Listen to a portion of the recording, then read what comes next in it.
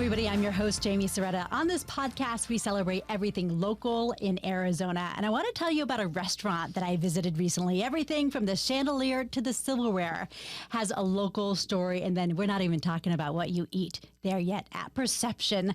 I want to introduce you to the owners, Jason Dwight and Catherine Dwight. Hello, you two. Hi. Good morning, Thanks for coming. Thanks for having us. Thanks for inviting us. So let's start with Persepshen. Where are you located and why is it spelled the way it is? We're at Central and Highland, right across the street from Brophy. How do we land on Persepshen, Jay? Phonetical spelling, I guess. I think just we're different, and everything we do is a little bit different. So we thought it would only make sense if it was phonetical spelling. Little did we know it would be harder to pronounce than the actual spelling. We get a lot of Persephone, persephication. The latest one, Persepshen. Oh, you're like, have a seat, table 4, yes. Welcome. Just have a seat. Welcome. Oh, that's so funny. So you landed on Persepshen. Persepshen. And you're in Central Phoenix. You said right by Brophy, which is a great location over there. It is. I recently got to visit, and your eyes are taking in so many different things. Let's start with that beautiful chandelier. How did that come to be?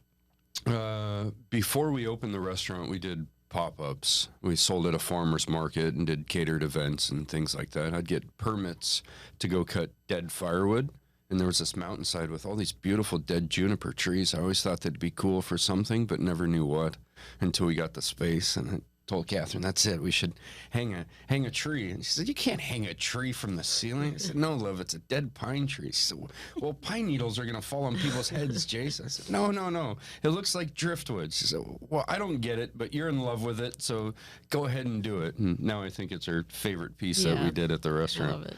What was it like hanging it? Because it's also hanging from a beautiful rope and ties. Yeah, it was kind of a pain. We had to get a scissor lift and hoist it up a few times, get it right. Yeah. Yeah, and that's just the chandelier. Let's talk about, because Catherine, you're a pastry chef, and Jason, you work with the meats and the dinners and the lunches. So we got the sweet and the salty and the savory, I suppose. How did you guys meet? We met at culinary school.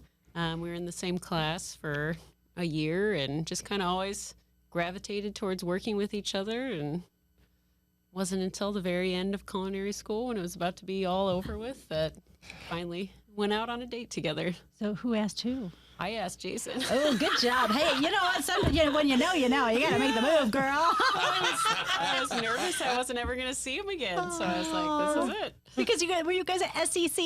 Yeah. Yeah, Fighting Artichokes. I took some classes over there. Okay. I enjoyed I SEC, love SEC as well. a lot. Yeah, so culinary graduates over at SEC. Had that first date. Did you know it'd be and marriage and restaurants and babies? I just kind of felt like it was going to be it. I don't know how you felt, but There's no way I'm too old for this chick. You're like, I thought this was a business podcast. Yeah. I thought we were. I told you I was nosy. And I love a love story, and I love seeing couples work together in this way. And then you said you started at the farmers market. So after you graduated at SEC, did you guys go into business together or start creating together? No, we first, graduated culinary school. Or Bought a one-way ticket to Frankfurt, Germany, and traveled Europe for a while. Nice. yeah, it was fun. We were Came there for- back and moved to Chicago for a few years after we got married. Mhm. Were you And- cooking there in Chicago? Yeah. And then moved back here and got it going. Everybody thought we were crazy. What do you mean you're gonna start selling on a farm? You can't make any money selling on a farmer's market. What are you doing? Why don't you go get a normal job? What do you mean? Why aren't you gonna work at a resort? We just had a small baby. We had, I don't know how old he was, 4 months or 5 months when we started at the market. What was that first product? Did you have a line of products? What were you selling at the markets? We sold rustic sandwiches that we made out of our wood-fired oven, a bunch of kind of rustic pastries also, jams, pickles, loaves of bread, sausages, mustards. It was fun. Was this something you were baking out of your home? Yeah. Oh. Lots of. Why is this woof? What is that? Woof. Oh, I mean, trying to do that kind of volume out of a house was a nightmare. With a baby. Our house was no longer a house; it was a restaurant. Yeah. Like, The hall closet was all the flour. Our son's closet was all the pots and pans and sheet pans. Yeah. Our spare bedroom was just all the tools and equipment. It was just, That's it was a lot. Yeah. So at what point did you move into another space or expand or? We didn't. We just kept grinding You for kept- years. I think how many years was it? 3 years? Three maybe? 3 3 or 4 years before we finally got to the point where we got an SBA loan and kind of all fell into place. Oh, God. Yeah, Isn't that nice? it was. Yeah. it was. That fall into place. Yeah. But then A it was, moment. then it was another scary venture, Yeah. you know, Yeah. because you've got everything on the line, everything to lose Or win. or win. So Yeah, that's with Persepshen where you are right now? correct. Mhm. Okay. And so how long has the restaurant been in that space? January was 5 years for us. Oh, wow. Congratulations. Thank you. And I mentioned the silverware. The silverware is special too. And it has, Yeah, thank you know, you. when you come and you dine, I brought some of my girlfriends in recently. Yeah, that was Jason sweet. sits down at the table and he starts, you know, razzing them and serving them drinks that with drinks that, you know, what was it, like maybe spirit they didn't think they liked, Yeah. that they're then sipping down, and he says, Yeah. "Thought you didn't like that drink. You said you didn't like that. Gulp, your glass looks empty, girl." That's funny. So what, That you know, sounds right. you said that you really want people to feel like they're at dinner at your house. Yeah. Mm. Yeah.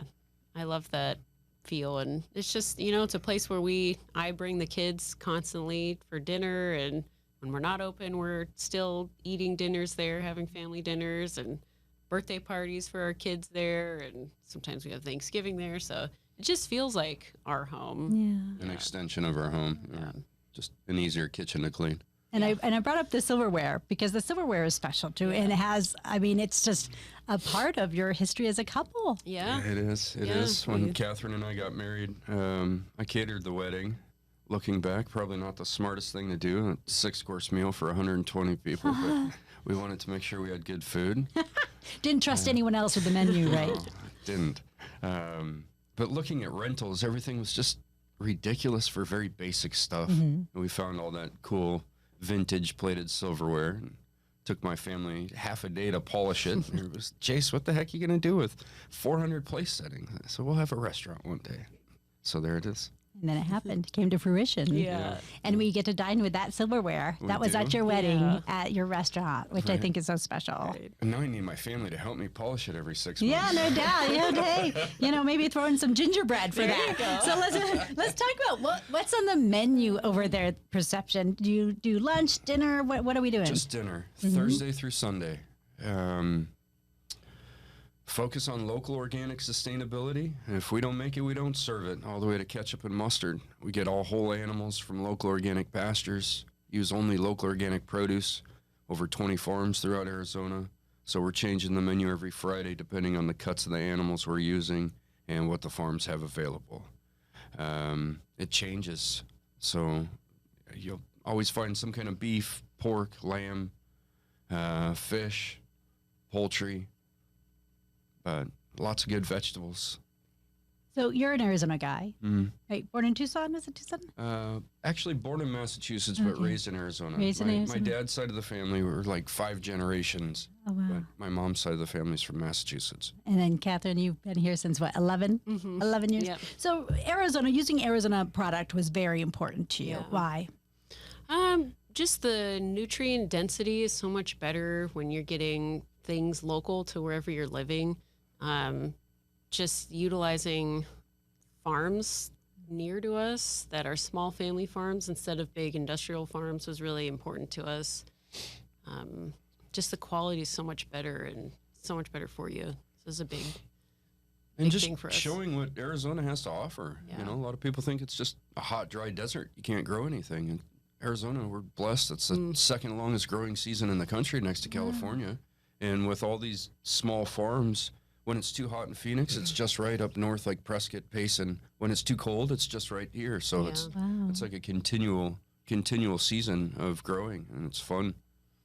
Yeah, I think people are always surprised that beef here that's pasture raised could taste good because they wonder, like, what are they eating, you know? And they're Right. just, you know, eating brush and walking around in the desert or up north where there's more grass growing. And Well, we forget how many different landscapes we have in Arizona. Absolutely. It's vast. Right. Hour and a half any direction, everything changes, which is so cool about our state. agreed. And when we dine with you, we're dining like your kids because you thought it was really important to feed your children well. Right. And use those quality products. Have you seen any differences in your health and how you feel just eating more local? Yeah, I think overall, I mean, I didn't always eat this way. I, ate kind of the more standard American diet before. So yeah, I feel much better, have more energy.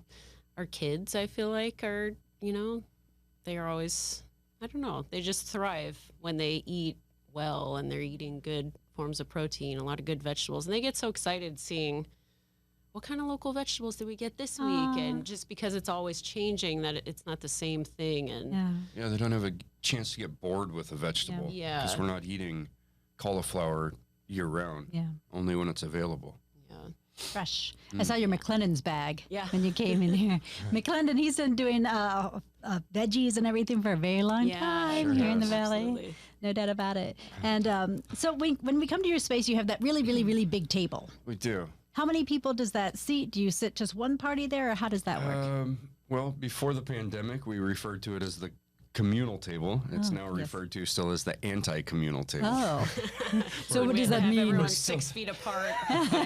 We're still trying to get people together. Yeah. But, yeah, the idea is to get a bunch of strangers together, sitting Yeah. at the table, having their dinners, but just breaking bread together separately, but Yeah. or hosting Separate large together. parties. Yeah. You know what I mean? Kind of reminds me of like in Germany, how like the big beer gardens would just have like big tables and Yeah. lots of people would come and sit next to each other and it wasn't a problem. Right. But also, I come from a big family. When we have our holidays, it's like over 60 people getting together. So for me, just having a big dinner party, it feels like very nostalgic. Yeah. So just the idea of being able to bring a group of friends or family or both together to our restaurant to have a meal, it's fun. And we love hosting those parties, and we do a lot of them. Oh, Yeah. are there open invites? How do we get on this list? I like to eat. I think we all know that. Let's talk about. You do have a I've beautiful. seen it. I like to sample, and the great about your menu is you do have we had a ball because we good. ordered Thank you. so many different that's items, and it was like a little tasting adventure Yeah. where you got to eat off the shared plates, Yeah. and no one really ordered their own meal. right. Everyone Yeah. did the sharing thing, Fun. and That's it the was. idea. Yeah, it was so much fun to just sit and chat about, Yeah. and just really explore with our senses. I'm thinking of do you have a pizza oven outside on the patio? That's the one we used when we got started. The farmers markets. Yeah, that's an old military trailer that we built a wood oven on. That's what we did for farmers markets and pop-ups. Do you use it still or no? I mean, mainly for aesthetics, but Yeah. occasionally we do still do some catering. A few months back, we did a wedding down the street from us and towed that and cooked everything for 60 people out of that oven. So you're available for catering, I We hear. are. Yeah. And that patio weather is upon us, so It that's is. great It too. is. Absolutely. Full effect this weekend. Yeah. That oven inside though, was that hand built? Yeah, yeah. Tell me about this. So it's a monster. My father and my friend Bill helped me with it. It's a little over 20,000 pounds. How'd you do this? My friend Bill welded the base out of steel. Wow. And then we poured a foundation, laid fire brick dome, and then my dad and I built forms around it and poured concrete around it. Before the pandemic, we used to have a full staff of about 20 to 25 people. We're now down to like 3 and 2 halves. That worked some of it. Some of Yes. the three. Ridiculous. So we're still trying to survive. But it used to be one of the stations where entrees were cooked out of the wood oven. Yes, yes. Now we're still a little short. We're all running around doing jobs of 15 people Right. each. So it's hard to have 1,000-degree oven cooking and walk away from it No. without burning anything. So until we get enough staff, we use it for certain parties or holidays, or we do throwback brunches, things like that. We'll do pizza out of there, Yeah. roast animals for private dinner parties, things like that. It's a lot of fun. we do have the, do I call it the viewing window, where you have animals or meat that's hanging, and what is that? Well, yeah, that's our curing chamber. So we've got two separate areas. One in back is our aging locker where we get whole animals and we dry age, and then the one out in front in the dining room is the curing chamber where we do cured meats. You can peek at it. Yeah. Peek at it, see what you got. See the fun. Yeah. When we came, we had the gingerbread. And it was, Jason just kind of goes, "You're having the gingerbread." Oh, okay. So we'll see what else we want as well. I've never had gingerbread like this before. What kind of magic are you working on this? There's lots of cinnamon in it. We make just depends on what we're getting. We either make a really good apple puree that goes in it, or we make a pumpkin puree that goes in it from local apples or pumpkins. That's something we've been doing since the farmer's market. So it's fun to bring it to the restaurant because it was just nostalgic of doing the farmer's market also. But yeah, that's one of my favorites, and lots of cocoa powder. It's good. And then I think the best part about it is the whole loaf is dipped in butter and then dipped in sugar. Yeah, that's So I remember. yeah. And with all Really the makes it candied good. fruit on there. Yeah, It's it's moist yummy. and sticky and I mean, delicious. we need some spring. Is that it's not a winter thing, is it? Can it be a spring loaf? A spring loaf. Well, let's not put it in a corner. It needs to be displayed all year round. What's your favorite thing to bake? Oh, I don't know.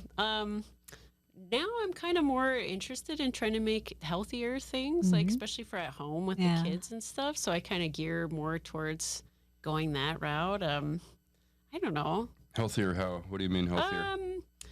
Not dipped in butter and sugar? Yeah, exactly. It was delicious, though. Yeah. I tend to eat more gluten-free these days, so trying to work with different gluten-free flours to make just like a muffin that would be better for the kids. Sometimes, with like carrots in it and stuff like that. Just trying to make, or like I'll make a cobbler or something with blueberries and make like a almond flour crumble on top, just stuff like that. Yeah. I'm sure it'll make its way to the menu. Yeah. Right? Exactly. For sure. Let's talk about you. Jason, you mentioned people thought you were crazy when you guys went into business for yourself. What would you tell someone who's, maybe they're working the farmer's market right now? And Don't do it. It's crazy. Yeah. Hear me. It's crazy. Don't do it. But isn't crazy kind of fun? It is. It is. Yeah. I mean, as long as your partner is stable, your relationship is stable, and built on a good foundation, it's a test of everything all the time, and it takes a lot to endure and to persevere. It's a lot of work. It's not easy, but it's rewarding. I could never go back to work for somebody again, especially through all the things we've been through. I just couldn't do it. Somebody offered me $250,000 to be the chef. I'd have to say no. I just couldn't have somebody telling me. We think about it. That might be the number. Yeah, Okay. run the number by Catherine first. Maybe 250 was the number. Well, my other half says I need to think about it, so maybe. Can I still have Mondays off? Yes, exactly. Probably. They can work that in. But making that jump, did anything surprise you about being business owners yourself, about being, managers of staff members and such? Oh, I mean, all of it. I mean, through the farmer's market, just starting a business, you learn quickly how much you don't know about running a business and how much you need to know about paying city, state, county taxes and all the little renewals and all the fees. Everybody wants money for everything, and it gets very expensive. But having the freedom to do what you want and stand proud of what you do and believe in and stay true to that, it's rewarding, and it felt good. It felt good to challenge ourselves not only through that time, but to get to the stage of our goal is to open a restaurant, and recognizing nobody's just going to give us this money. We got to do this. This is the next step to get to where we want to go. And everybody say, you can't do that. Don't do that. What are you going to do that for? How are you going to make money? How are you going to survive? How are you going to pay your bills? How are you going to take care of your kids? Kind of food. Nobody wants what is that crap. crap. Kind of food? Yeah. Yeah. Oh. Nobody's going to want that crap. What are you Yeah. doing? Don't do that. Go get a regular job. Go get a stable job. And You didn't listen to them. no, we didn't. And I think we believed so much in what we were doing, and we just knew we could eventually make it happen. yeah, So I don't think we just- even, at that point, I don't think we even felt doubts about any no, of it. it was just hard when Yeah. you get beat down after a while, but it's still like, we'll get there. And where was that beat down coming from? Is it coming from outside noises? Is it from doubt? Was it from? Yeah, just trying to find ways to get to having a restaurant location was very difficult. So just constantly having like doors kind of shut for that. Just people not understanding the concept, because there aren't any other restaurants that use whole animals, whole, like, all proteins local and all, so I just think people are like, there's no way you can make money doing that because it's going to be too expensive. But also, restaurants are a hard business and hard to get a loan for, especially if you've not owned one before. People just know the success rate is very slim, so nobody wants to invest money to lose. Did we just say you just celebrated 5 years? We did. Woohoo! So you made it past that 1 year, because that 1 year I think is always the challenge, they say. Especially when you have a pandemic in the In the middle of it. middle of the my first goodness. Yeah. So you tell people not to do it unless you're totally all in. Blind faith, whole heart. Yeah. Yeah, of course do it. If it's what you think is right and you can make it work and you're good at doing something, go do it. But just believe in what you're doing and stay true to your beliefs. Don't let the outside noise kind of mold your vision. Yeah.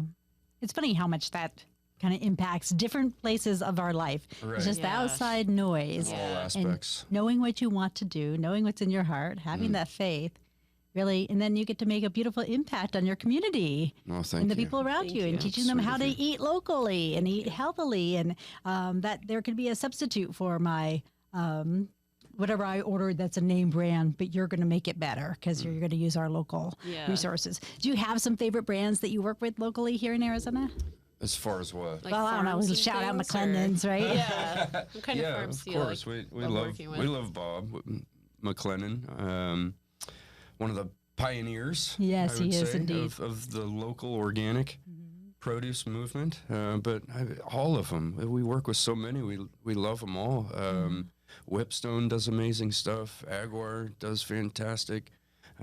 Pinnacle, Blue Sky, consistently one of our favorites. We get whole steers from Moon River Beef. We get all pasture-raised, grass-fed, start to finish. It's phenomenal. Of course, everybody knows Two Wash Ranch. Dave the Eggman does beautiful, beautiful birds. Top Knot Farms down in Benson, Arizona for beautiful duck. Terra Heritage, we're getting Iberico hogs raised here in Arizona. Fantastic pork. Who's our lamb? Heartquest Hollow Farms for amazing regeneratively raised lamb. It's phenomenal. Best quality lamb you're going to find in Arizona. So many good purveyors. It's like every week I go grocery shopping at the restaurant. It's just fun to like grab so many yes, different wonderful yes. high quality things. So you guys really had to do your research, though, and do your Yeah. digging and find the brands that you liked locally. Yeah, absolutely. Yeah, Lot but I of- think lot of- we've gotten to a point where it's like we've developed enough of a name and reputation for what we do. Now we have people come to us. Oh, isn't that nice? Here's what we're doing. Would you like to try our beef? Oh. Or here's what we're growing. Would you like to try these? Can I come in on that day? I know you like your steak. Just want to sample, please. So tell me a little bit about what you're loving in Arizona right now. What are you reading? What are you doing? What are you eating? What are you loving? I'm really loving hiking right now in Arizona with all the wildflowers starting to bloom and kind of come out. It's been fun to get out before it gets too hot. Yeah. Um, Are the kids into something? they like going hiking. No, they do. also. Oh, Yeah, good. That's awesome. pack a picnic and we'll stay out. But that's for a good hours. picnic. Yeah, So what's in the picnic basket? all kinds of Writing stuff. notes. Big beef jerky that Jason's made. Oh, all my kinds of raw vegetables and hummus and some kind of nut ball butter thing that we make at home and just all kinds of good homemade stuff. Yeah. Jason, what about you? What are you eating? What are you drinking? What are you liking? What are you loving in Arizona right now? Oh, loving the weather. Yeah. I'm Oh, good. starting to get anxious for the heat to come. Yeah. No, It don't think starts about it. Oh, thank you. Denial, Yeah, right. denial. Don't let those outside noise. It's not here now. Yeah, I'm loving the cool weather. These Yeah. cloudy days we've been having. Yeah. Beautiful. It feels fantastic. I still love cold brew coffee. Oh, really? Yeah. Yeah. I could drink a gallon a day. Oh my. Catherine's like, don't do that. We get But a. I ration it. Yeah. A pint Oh, throughout It's the hard day. for him Okay. to Slow do that, sipping. but Yeah. we get Blue House Coffee for his cold brew. oh. Good local company. Mm-hmm. They started at the farmers market also, really? So many like did. when we did, and they've become pretty big now. Mm-hmm. How fun is that to see your friends from the Yeah. farmers markets and be Yeah, like, it's neat. we Yeah. came up together. Right. Yeah. Right. Yeah, Yeah. really special. It is. It is. Okay, so right now, I guess we're heading into March. What should I be ordering? What's on the menu? What's coming up? I don't know yet. You gotta wait for that day. See what's hot, right? See what's hot and fresh. That's right. Well, being that we get whole animals, Yeah. we dry age the steers for 90 days before we break into them. Okay, so But we then plan for them. Yes, but then we save the primals, the New Yorks and the tomahawks. The tomahawks, we go 270 days. Wow.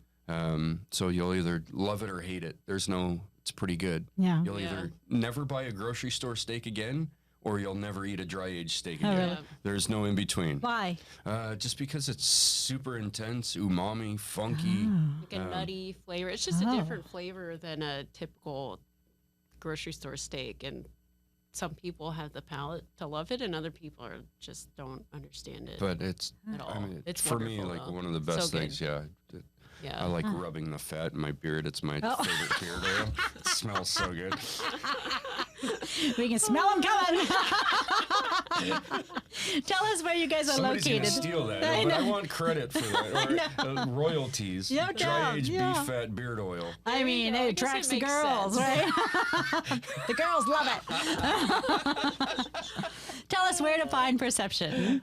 4700 North Central Avenue. All right. It is so lovely to see you guys. I'm Thank thinking you. about that Thank you. gingerbread. Will be coming in again soon for the girls to absolutely enjoy things they didn't think they liked when they walked in the good. door. And Sweet. right now, like you said, patio weather. It's Yeah. beautiful. With all the garage doors open, it feels like, even when you're inside, it feels like you're on the patio. It's great. Jason and Catherine, thank you. Yeah, thanks for having us on. It's good to see you. Thanks for listening to Jamie's Local Love, the podcast. I'm your host, Jamie Soretta. Our technician is Tom Heidinger. Our editors are Lorraine Shearing and Gina Coy. Do you know a business worthy of some local love? Email me at jsoretta@azfamily.com. Follow us at facebook.com/Soretta and Instagram @Soretta News. Make sure to subscribe and give us a 5-star review, please. And tell your friends about the podcast and the businesses we feature to show your local love. You can find us on Apple, YouTube, Spotify, Amazon Music, and anywhere you get your podcasts. Jamie's Local Love, an Arizona's Family Originals podcast.